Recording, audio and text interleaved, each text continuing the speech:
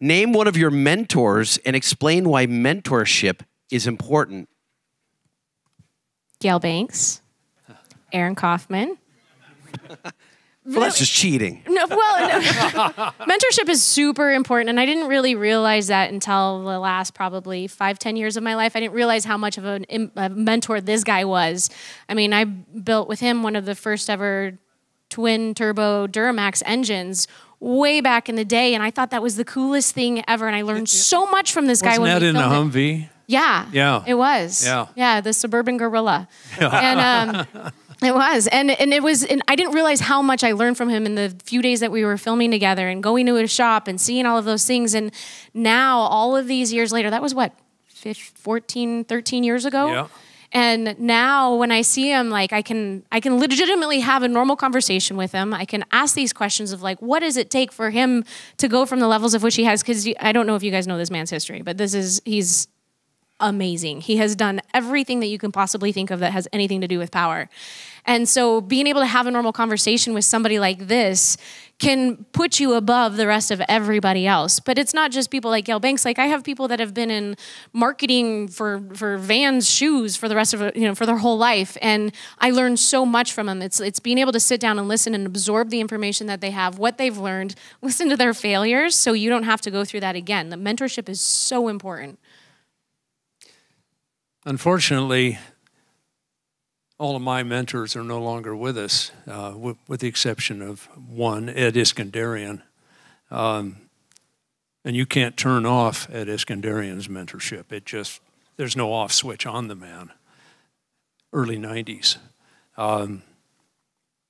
You may not remember this, but I met you at Wyotech. You were doing a project vehicle there with Chip.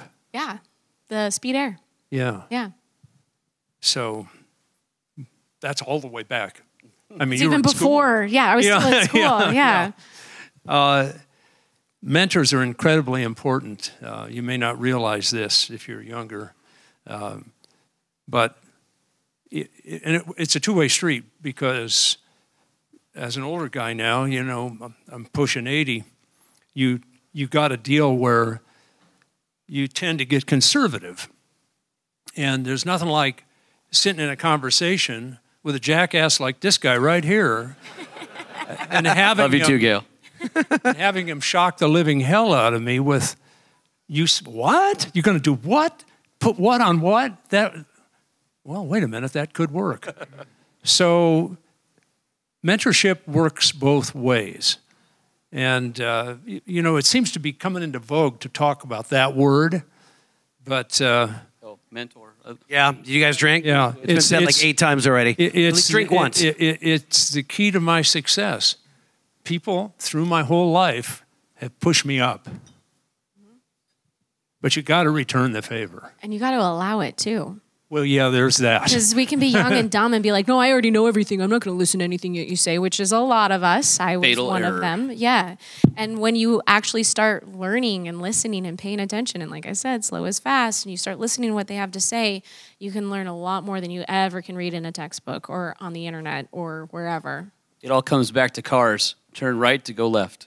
Right? That sums it up right there. Yeah. My experience with mentorship has been interesting. I've had several guys that were generations before me, different levels of skill, different capabilities, but I always figured if someone else could do it, I could do it too. And so I would ask all the questions, and luckily, and this is just, I don't know how I was blessed with this, but I've had some of the most amazing people around me, and the passion can be snuffed out. It can be crushed. But if you have, or think a real mentor is someone that fosters the passion, and they make you want to do it more. They encourage the things that make you want to do it. They may not understand your ride, but they encourage your ride, or whatever direction you want to go. And then they try,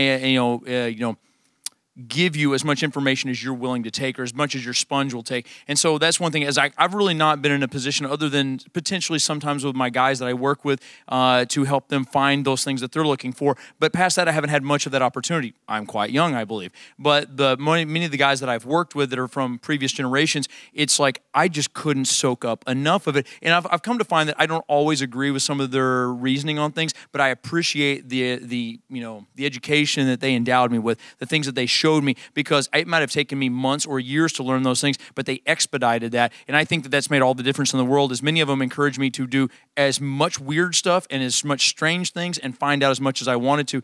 And then I think that it's made all the difference in my automotive career, is that they said, yeah, I think you should, but if you do, I would consider these things. And everyone has pushed me to try. And I think that's the biggest thing, is actually encouraging the passion, as opposed to saying it can't be done. That is a fire word for me. To say you can't. That will be the first thing I do. And so for me, mentorship has made such a big impact, and it's been so many people. It hasn't been one or two, but it's been so many people that I thought, also that had so much information, so many things to give. But one of the craziest things was, think about their situation. What did they develop? Where were they at? And so I look at things and think, oh, well, where can we go? Or what's left on it? Well, they must have felt the same way, and they found a way to break through. And so I'm encouraged, I can't let them win. I have to find mine all the time.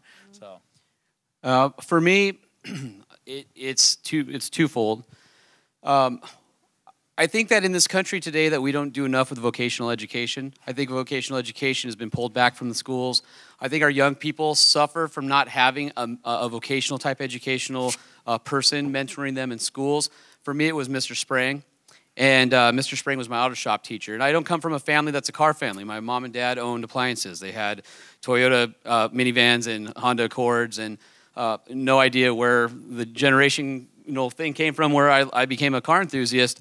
But I was always a car person. I was dragging my dad around to every car show, and we would walk away with every free poster and brochure ever, and I had thousands of pounds of this stuff in my room from years and years. But Mr. Sprang and I he passed away last year, unfortunately, but he was the person who allowed my creative juices to flow, who allowed me to love cars, gave me an outlet in a place where I didn't have it otherwise. Would let me, I remember the first time, I went to high school in the early 90s, and the first time we had a donation to our auto shop that was a wire feed welder and a plasma cutter. And this is cutting edge technology. What do us jackasses go and do? We weld brake rotors to the doors of donated cars, because why not? Let's see what it does. We were carving our initials in things. I remember one time we'd get these donated cars, and I remember one time there's 20 of us, thought it would be funny. It was an old Pontiac Bonneville, a 78, total land yacht, right? And I remember we all got under it, and we're like, do you think we can push it over on itself? So Mr. Sprang's inside on the phone, and all of a sudden there's 20 of us, and we're pushing. The car goes vertical. And thank God none of us got crushed, but we pushed it all the way over. It sounds like a dumpster landed from the sky, right? Mr. Sprang comes out, dudes, what are you doing? And you would do stupid things like that in auto shop, but you had the outlet, and he would mentor you. He would counsel you. He would tell you why you're being dumb, and redirect those energy into positive things. And we maintained a friendship the rest of my life. And I owe my outlet and my love of automotive and my career in automotive, 20 years, to him. And the other person who I consider a mentor is the man sitting to my right. And like I mentioned earlier, we have a standing lunch or breakfast every other week when our schedules allow. And I've been so blessed to get to know him. He's been to my house. I've been to his house. Love this guy right here. To be my age, and my friend David Kennedy from NHRA, who we mentioned earlier, where the three of us can sit down with Gale and see his excitement at Banks 2.0 on a guy in his late 70s and getting excited about his business. And he goes into his business every single day and works every single day, doesn't take a day off. He's in the gym in the morning. He's working all day. I talk to Gale all the time. He goes to Gold's Gym 3 times a week, this guy. What's funny is... I'll text Gale, there'll be something that happens, right? And I'll text Gale, it might be 10 o'clock at night, and I get a response. And so I'll be sitting there texting Gale. My wife will go, who are you texting? I'm like, What's your name? What's your name? So I just having a guy like Gale who's in my life, and to hear his stories, to hear his successes, his challenges, his pitfalls, just to hear what happened when I wasn't around then, right? And to understand how this automotive enthusiasm and what we all love to do, how it evolved and how we got to today.